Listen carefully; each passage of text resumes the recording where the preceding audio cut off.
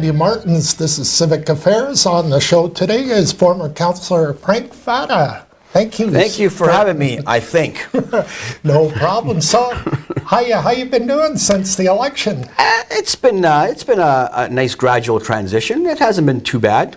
People ask me that a lot when I'm in the mall and out and about. Yeah, it's been okay. It's been all right. I'm still keeping tabs on what's going on. Locally, of course, right, and provincially, and of course, federally this year with the election. So there's a lot to follow, and I think it's going to be an interesting year. Great. On many levels. Great. You've been there for 12 years.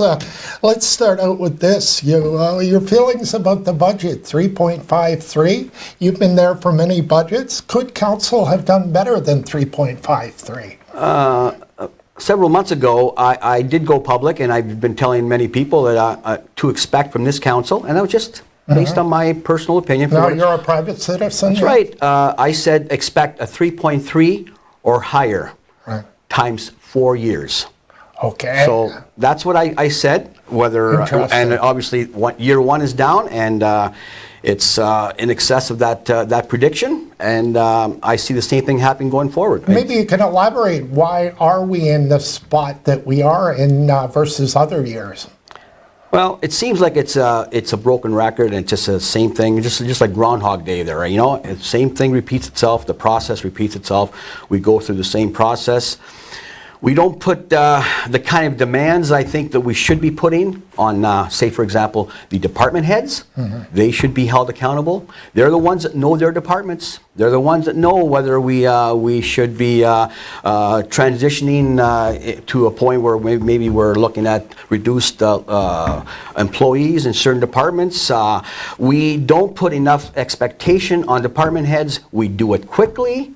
It's done quickly, and as a result, we basically get what we deserve. I mean, everybody states, "Oh, we should really aim for the rate of inflation. That should be a good goal." But it's all talk. And this year was probably more evident than I've ever seen before. There's no indication on this council and this current council, from my perspective, that they're going to play hardball. I don't see anyone on that council that looks like Frank Manzo. That much I can say for sure. You can say what you want about Frank Manzo, but he held the council to account, and he certainly said what was on his mind, and he didn't hold back. You get two people that voted against this budget. Two. Right. One of which I would say made an effort to reduce costs. He made the effort, but you can see where there's no appetite on this council, and this is where I said expect a 3.3%. And you can expect that each and every year. Do I hear you? A lot of the criticism was with your council from the last council from 2014 to 2018 was rubber stamping the consent agenda. Do I hear from you that this may be more of the same, where you're rubber stamping the consent agenda and the budget in a sense? It's always easy to make statements like what you're asking of me, and it's up to each individual councillor to hold himself to account or herself to account. If they can, if the vote was 9-2 in favor of this budget increase, and people went home and they were quite happy with the results, then they're the ones that have to be able to look at themselves in the mirror. We don't hold enough individuals to account, and we seem to think that we can just go ahead. It's going to hurt day one, day two, day three. By the fourth day, no one's talking about it anymore, and then we move on. This is a kind of thing that I was afraid that would happen, and this is the kind of thing that I think we can expect in the future. You're going to expect more of the same for this term. That's just my opinion. Great. Your most memorable moment on council in 12 years, do you have something that you can reflect for us on that? Well, it's hard to pinpoint one particular point, but I think in most cases, whether people understood what I was saying, because sometimes people have said, "Frank, what are you trying to say?" I tried to be the one individual. Maybe there were a couple of us that tried to be very clear in our expectation from what people should expect, and that is that we should be stating exactly what we feel about certain issues, whether it had to do with, and I spoke quite often, I spoke on issues like social services. It's a system that, I will repeat, is a broken system. It's not been fixed. Now it's even higher than from previous years. When I talked to Mr. Nadeau there, I says, once they were separated, basically they're on their own. I said, what is the level of social services as far as numbers? He says we're up by 25%. So this is kind of stuff that we're dealing with. People aren't being held to account, and as a result, things just move along. They go through this process one day. I mean, you look at other jurisdictions like Thunder Bay and Sudbury. They spend more than one day to come up with a final figure. We do it. We push it through. We listen to the department heads. We listen to their comments. We dilly-dally with a couple of changes. And I'm here this issue about closing down the Cora Branch Library. I mean, that's almost in the same category as shutting down Sunday bus service, which was another thing that was done way back. We seem to aim for the wrong targets in terms of trying to reduce costs. Right. I don't think there's that people would generally agree that the West End Library should be closed. It's serving not just for that purpose, but it's also the senior center. So it has multi-purposes. That area has multi-purposes. But we're reaching for straws. We're looking for something to that to Cora bring Library kind of came out of nowhere and blindsided I people. voted against the library on Northern Avenue in the former Alexander Henry property. I said, we've got one in the center of town. It basically caters to the East End. It caters to the central part of Sault Ste. Marie, the main branch. Then we put one in the West End. It was all part of the design. We did that not too long ago. And then we decided that we're going to put one in the former St. Alexander Henry property after we closed down Churchill Plaza. The one on Northern Avenue, I don't believe was required. There's funds going towards that could have continued on towards the Cora Branch Library. But the decision of the majority of council says, yeah, we'll put one in the former Alexander Henry High School. And that's what we've done. Right. I didn't agree with that. The Cora thing is a different ballgame, though. It's catering to a large portion of the city. Like we're talking about shutting down one fire hall, because as far as making everything sort of strategic, as far as location, you want to make sure that they're in a place where they can easily get to any portion of the city. So now there's talk about closing down a fire hall. The same reason why we were closing down a library, because strategically you got to have that service. Certainly the two are not necessarily the same type of service, obviously, but the fact remains that we were making the right move by shutting down Churchill. That was a very large expense. We got a main branch downtown that's easily accessible, lots of parking, available to everybody. And then you got one in the West End, and which was designed to be there, and I think it should remain there. Great. We'll take a quick break, Frank, and we'll be right back with Frank Fata on Civic Affairs.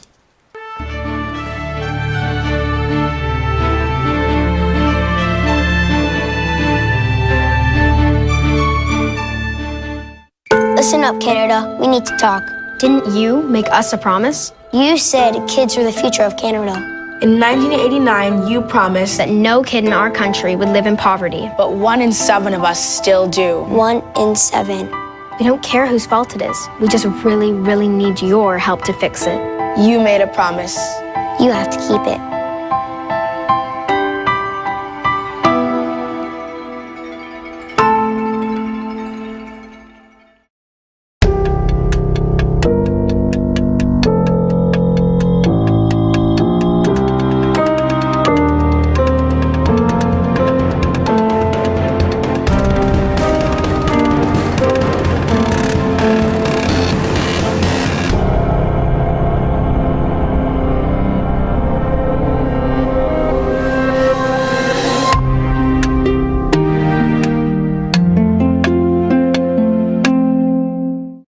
Hi there. I'm from Ad Standards, and I'd like a moment of your time. In 1963, we created the Canadian Code of Advertising Standards. The code not only applies to TV, print, and radio advertising, but all outdoor and online advertising too. Online advertising, what is that? Simply put, we help ensure all advertising across all media is truthful, fair, and accurate. Truth in advertising for over 60 years.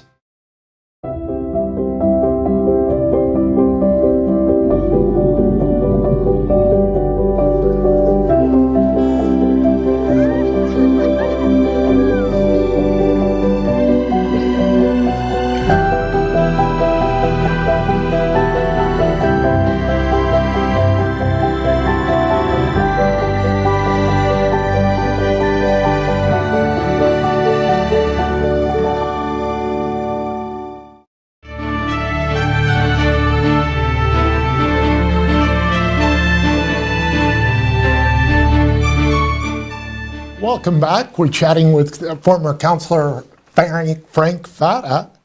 And working with Marchie Bruni over the last 4 years, what can you tell us about that and how you felt? You guys were Working with Marchie? Worked very well with Marchie Bruni. Marchie and I had a great relationship. We bounced things off each other quite often, quite often before council. We respected each other. We didn't always vote the same. It's got to be made clear that we didn't always vote the same. We didn't always see eye to eye on issues. I was more, I like to say, I was more of a conservative minded. There's got to be a justification for spending money in certain areas. I voted against the continuation of daycare because Sault Ste. Marie, the city of Sault Ste. Marie, should not be in the business of daycare. So I was very clear on that, people, and that's probably one of the reasons why maybe I lost the election. I was very clear. I had a much more of a black and white issue on such issues, where costs are important, people are getting the best for their dollar, and being a more conservative minded than I would say, many on council. I tended to be a little bit harder, a little bit more open, and a little bit more politically incorrect, if that's the right word, and I think because of that, sometimes it can work for you or against you, because majority of people try and walk a fine line, and I tend to be, as I said during the campaign, I tend to be a lot more like Frank Manzo than anybody else on council. Well, yeah, I hear all kinds of comments now that I'm the public eye, and that people feel that this council and former councils, the spending has been too high, that you've got to stop the spending. These are obviously conservative-minded people, but... You can talk about it all you want, you can sugarcoat it, you can make it look like you're going through the motions, but you've got to deal with it in a pragmatic way. You're dealing with the issue, as in this past budget, you got to get the department heads involved. They got to... You're saying that, just like one of the resolutions that the two of us brought forward, we want a reduction of 2% from every department. You find a way and then come back to us. That type of approach isn't really in the cards right now. I don't think that there's an appetite for that. I think there's more of a case of what you just saw. They started off somewhere above 5%, then they talk about it for a while, then they start talking about a few cuts here and there, and we're down to 3.53. So I don't think I don't feel comfortable right now the way things going forward. I don't feel that there's that type of approach that right. you need. You need that from at least two people, because if you're going to pass a resolution, you need two. You got to have someone that's willing to agree with you. And like I said, with Marchie Bruni and I, we had a fair number of resolutions. We worked well together. My follow-up question, let's talk more about that. In the early 90s in Sault Ste. Marie, we saw 0% tax increases. Is that a non-reality in 2019 and beyond? Things have changed in the last 20, 30 years. It's unrealistic. With the way they're thinking and the councillors. If I haven't said it once, I've said it at least 50 times. We gotta, when I left my work, when I quit my work, my last 2 years of my contract were 0 and 0. I got 0% increase over my last 2 years of work. It seems like there's no ability, there seems to be no avenue or no direction towards giving a 0% wage increase. Right. It just seems like that's something that's always been ignored. Wages is a huge part of the whole cost structure. So when you got the issues that you have where unions stand their ground, and in the end, it ends up being 1.75, 1.85, per year over 3 years or whatever. It seems like, I don't know why this always seems to be an issue that we can't do it. And every time I talk to head of human resources, I get the same answer. And he's giving me the answer that exists in this world of ours with unions, and you'll never get 0%. I don't recall during my working time that I got a 3.53% increase at work, so no. I hear what you're saying. Now, the Chamber of Commerce recently brought up some recommendations for this council, and one of the ones that they brought up was the issue of the retention pay for fire and police. Right. 3.69%. That's something that has to be addressed, but it has to be addressed by the province. It's out of our control. There's too many issues here that we have no control over. Even as a council, we don't have control. When we did take control of the issue, when we reduced the number of firefighters, we got lambasted. And eventually we came to a compromise right in the middle of what we reduced it by and what we eventually ended up at. And the issue is, well, if we need paramedics, just hire some more paramedics. It's not that simple. Right. You just can't go out and say we're going to add another 3% on the tax base by hiring more, which we obviously need. I mean, this is an issue that we try to address. We as a council have to look at where the money has to be spent. Right. If we have control over where it's spent and where it doesn't necessarily require to be spent, then we should be making that decision and have the political fortitude to do it. Right. And yet people forget the 0.99 was not in control of council. So to get the 3.53, it was adding that 0.99 increase, which council has no control over. But the average person looks at it as a whole, 3.53. Yeah, it's if you take it seriously, and I believe that I always took it seriously. Anytime that we got to a point and I wasn't happy with it, I made it clear that I was not happy with it. But you got to bring up suggestions too. And the thing is, the common question was, well, what do you think should be reduced? Right. How am I supposed to know whether the IT department or the transportation department needs 11 employees or they can get away with 9 by streamlining, and through attrition they can eliminate 2 jobs? How do I know that they can do that in transportation? Right. Or IT, they can combine 2 jobs, just like Shelley Shell did when she was manager of accounting. After she became the new CFO, she eliminated her job. She took that initiative. Right. That resulted in $100,000 savings. But she did that because she knew that the job could be done in such a way that it overlaps. There are some in the community that feel that sooner or later the mayor and council have to look at staffing too, to cut the spending. That not maybe now, but down the road. We're always saying that, always down the road. Have you heard that We're for kicking the 12 can years? down the road, yeah. And I'm not saying that I came up with brilliant ideas. I mean, I tried to work with people that are like thinkers, like I tried to work closely with Councillor Shoemaker, for example, as an example. Right. He was one that him and I sort of saw eye to eye on a lot of issues. We brought forward issues where we look at possibilities of reducing certain departments, maybe privatization, whatever was brought up. But there was never an appetite for it. There's always the naysayers. It's, oh no, we can't do that. It's like I remember garbage was talked about. We talked about it. Yeah, we talked about it, and and it was talked about, and it was hashed over. And in the end, we changed nothing because the will was that we're better off remaining the way we are than if we take a chance. Then we get out of it, and then we may be forced to get back into it, which means it could be quite financially. I agree, and sometimes you have to take a chance at these. I don't know. Again, it's something that we have to look at seriously, but it just seems like that appetite is not there, and we're going to continue to see it's a things different chemistry going on right now. And don't forget, this is not finalized either. The UMP grant, the right. OMPH Talked about grant that after the is break. not Is not yet finalized, because this government has to make some tough decisions, and whether you like them or don't like them, this conservative government has to make some tough decisions. Exactly, but we'll talk about that after the break. We'll take another quick break and be right back.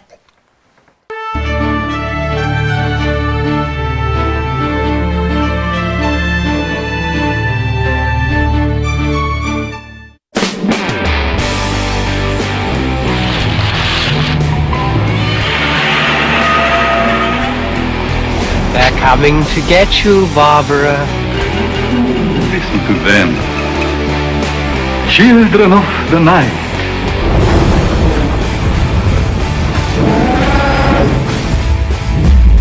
It's alive! It's alive!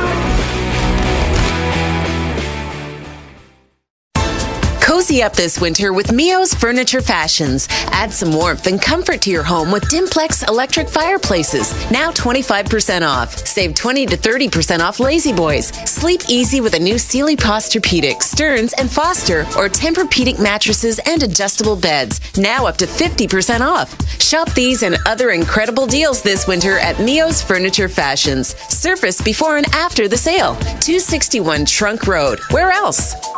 It's a film festival that is outstanding in every way. And this February, Shadows of the Mind Film Festival celebrates its 20th year in bringing world-class films to Sault Ste. Marie. Films with a focus on mental health, addiction, and social issues. Films that not only entertain but educate as well. Plan your film festival getaway February 23rd through March 3rd in Sault Ste. Marie. For full details, visit shadowsfilmfest.com. Shadows of the Mind Film Festival. One movie can change you.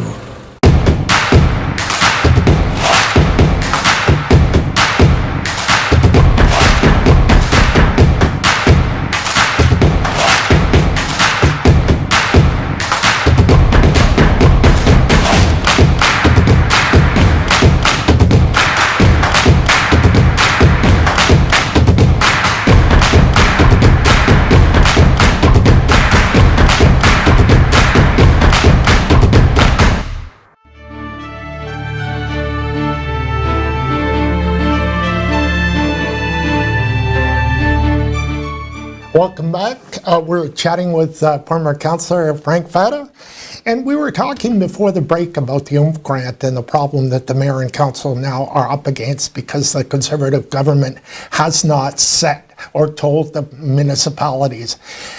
From your point of being a councillor for 12 years, do you see could maybe give them a problem?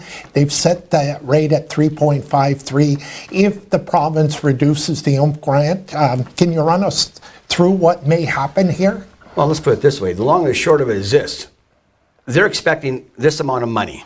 Right. And they're going to get this amount less 5%, as an example. Well, there's going to be a special meeting of council.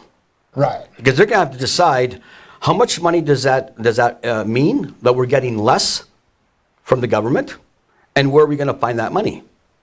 And through that discussion, at some point, if they don't have any other sources, no special cubby holes where they say that there's some funds that are sitting, they are going to have to increase that 3.53%. Now, we don't know which avenue they're going to go. It's going to be a blending of the two. We don't know.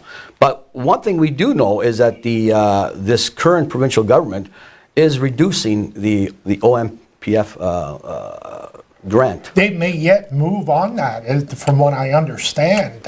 Yeah, it's and I mean Shelley Shell would certainly have a better handle on this, than I would as to what it looks like. She has maybe an idea of what the amount is going to be reduced by, and then from that point on, they got to decide, because that's funding that they will not have towards the total budget.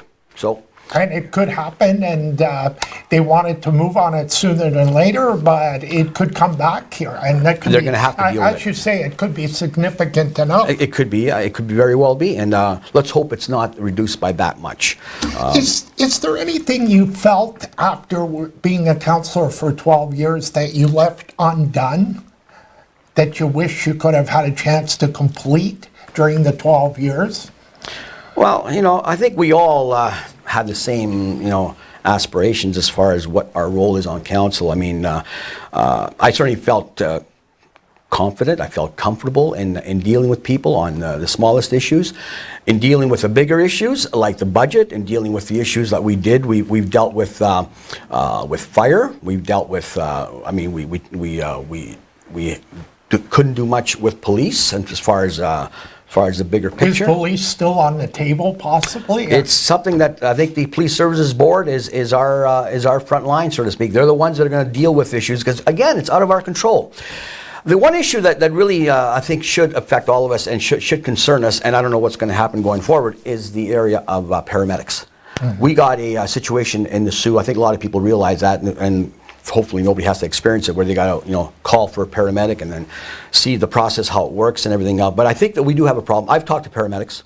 I talked to them during the strike when they were our work to rule, and I talked to them, and I know that there's an Is issue it a there. contract problem? Or? Well, no, the contract was agreed upon. The final contract was agreed upon, but I'm safe in saying that there's a lot of frustrated paramedics out there. We could see some problems before And that's the not end a of the good year. thing. Yeah. Those are very important people in our community. I mean, No, it isn't. we were watching not to mention the fact that we just saw some couple of very large fires locally, Right, which, by the way, affected our tax base. So you know that means that we got lost tax dollars from that.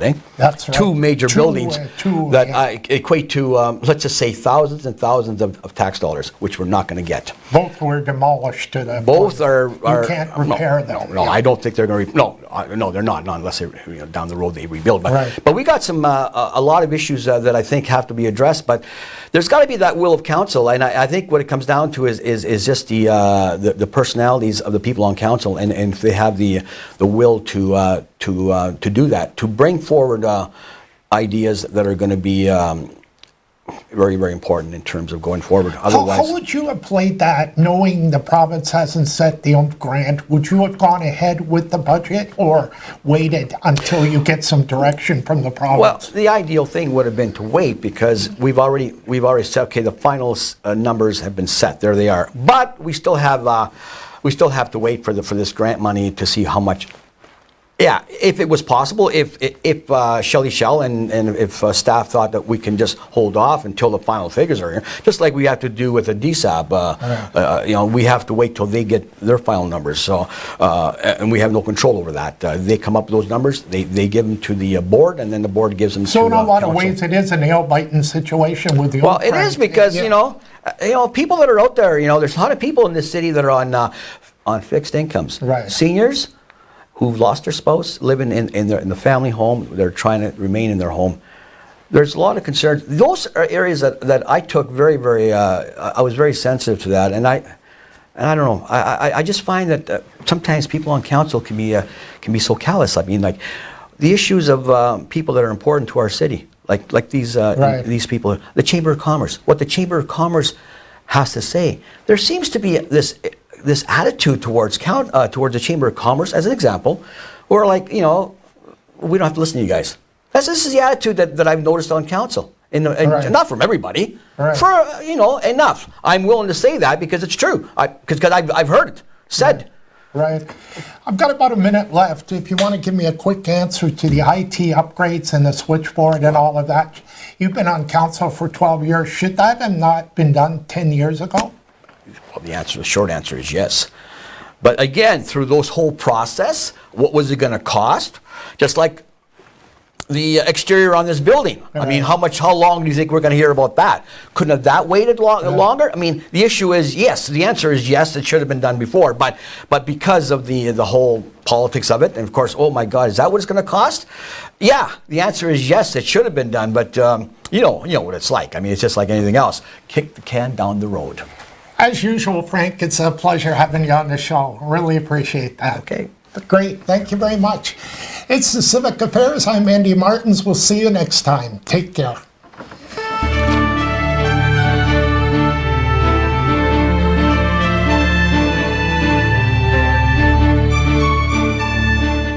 At 4:45, discover all kinds of treasures and never pay more than $5. Inventory is restocked every Saturday, and you can find anything from electronics to household items, toys, and much, much more.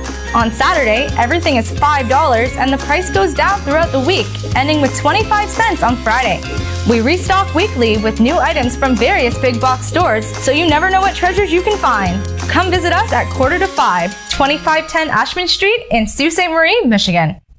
I need a new phone. What do you use your phone for mostly? Work, play. Oh, you mean everything. One that won't run out of battery when Joyce from accounting is doing the Running Man. Who else wants to see that Running Man demo? The Samsung Galaxy Note 9. It's a great phone with a powerful all-day battery. We got the best phone for you for a great price. And you can choose your carrier. A little Running Man? Just a little. There. Nice. I hope no one saw that. Whew. Where was she when I went phone shopping? Having a great business idea but don't know where to start? Need help taking your business to the next level? C2C Business Services can be your guide in navigating the path of entrepreneurship, with services ranging from grant funding support, access to service experts, market information, and helping your business adopt new technologies to create and foster a culture of innovation for ongoing success. Call C2C Business Services and let them be your first step in taking your entrepreneurial dreams from concept to commerce. C2C Business Services is a division of the Sault Ste. Marie Innovation Center. This is On